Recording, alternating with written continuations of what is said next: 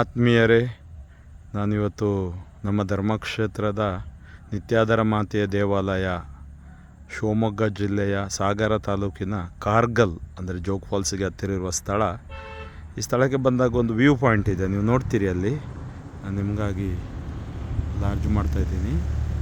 ಇದು ಡ್ಯಾಮ್, ಅದು ಡ್ಯಾಮ್ ನೀರು, ಬೆಟ್ಟ ಗುಡ್ಡಗಳ ಬಹಳ ಸುಂದರವಾದ ತಾಣ.